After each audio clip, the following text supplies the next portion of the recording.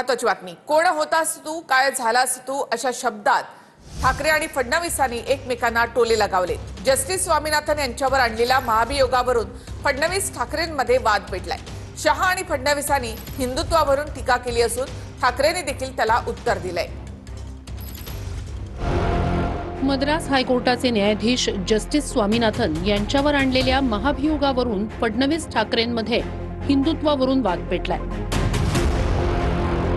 फडणवीसांनी ठाकरेंना कोण होतास तू, काय झालास तू असं लिहित अमित शहांचा लोकसभेतील व्हिडिओ ट्विट केलाय. या व्हिडिओत अमित शहा यांनी उद्धव ठाकरेंवर हिंदुत्वावरून टोलेबाजी केली. जस्टिस स्वामीनाथन यांच्यावर विरोधकांनी आणलेल्या महाभियोगावर ठाकरेंच्या खासदारांनी सह्या केल्या. या सह्यांवरून अमित शहा यांनी ठाकरेंच्या हिंदुत्वावर प्रश्न उपस्थित केले. कि कोई जज एक जजमेंट दे तो जज के खिलाफ इंपीचमेंट लेकर आते हैं. अपनी वोट बैंक को एड्रेस करने के लिए इंपीचमेंट लेकर आते हैं माननीय. और ये सारे ने तो साइन कर दिया, साथ ही साथ उद्धव जी ने भी साइन कर दिया. उद्धव जी, जजमेंट क्या है? एक पहाड़ी पर मान्यता है कि हाँ सबसे ऊपर दिया जलाया जाए. मान्यवर, एक वोट बैंक को संभालने के लिए एक हाईकोर्ट के जज के सामने इम्पीचमेंट लेकर आए हैं. जस्टिस स्वामीनाथन यांच्यावर विरोधकांनी आणलेल्या महाभियोगावर ठाकरेंच्या खासदारांसह एकूण 107 खासदारांच्या सह्या आहेत.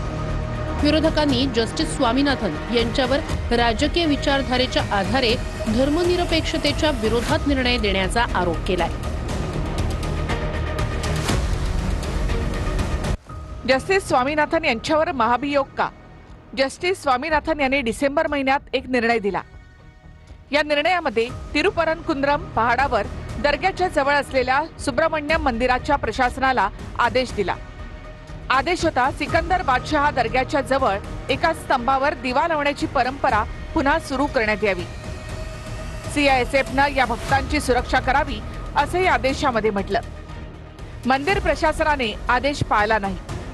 तामिळनाडू सरकारनं या आदेशाची अंमलबजावणी केली नाही. जस्टिस स्वामीनाथन यांनी मंदिर प्रशासनाच्या विरोधात कोर्टाची अवमानना झाल्याचा आदेश दिला.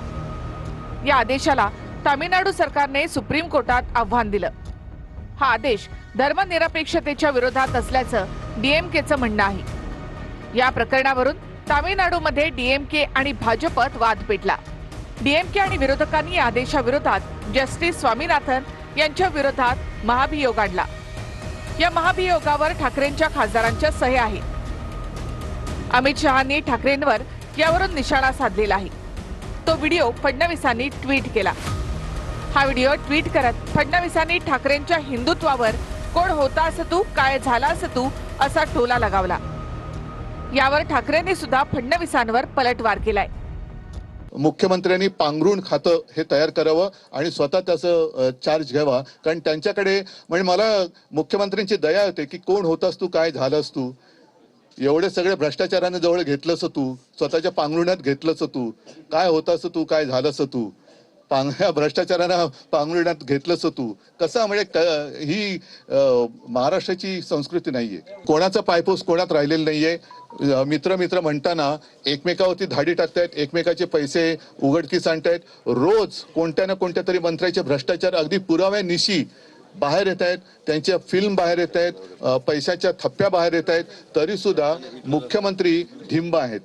म्हणजे मुख्यमंत्र्यांनी अजून एक खातं निर्माण केलं पाहिजे आणि त्याचं नाव पांघरुण मंत्री असं ठेवायला पाहिजे. अमित शहा फार मोठे हिंदुत्ववादी आहेत आणि त्यांचा एक फोटो कोणीतरी ट्विट केलेला आहे. कारण हिंदुत्व मला अमित शहानी शिकवण्याची गरज नाही. पण हिंदुत्वावरनं आम्हाला अमित शहा जे विचारतायत त्या अमित शहाना मला प्रश्न विचारायचा तुमच्या सगळ्यांच्या माध्यमातून की तुमच्या मंत्रिमंडळात गोमांस खाणारे मंत्री आहेत. तर हा एक फोटो आहे. ते जे मंत्री आहेत, मी गोमांस खातो, कोण मला अडवते, त्यांचं नाव आहे किरण रिजिजू.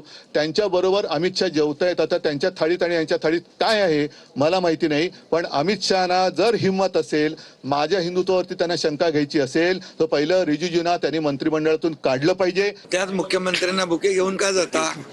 का मुख्यमंत्र्यांची वारंवार भेट घेता? एकीकडे गोडवे गायचे आणि दुसरीकडे टीका करायची, ही दुटप्पी भूमिका आहे. मुख्यमंत्र्याच्या खुर्चीसाठी आणि या मुख्यमंत्री पदासाठी ज्यांनी स्वतःचं, मी असं म्हणेन, ते पांघरून म्हणाले तर मी म्हणतो की पाय पुसणं करून घेतलं, त्यांनी काय मुख्यमंत्र्यांवर टीका करायचा अधिकार आहे?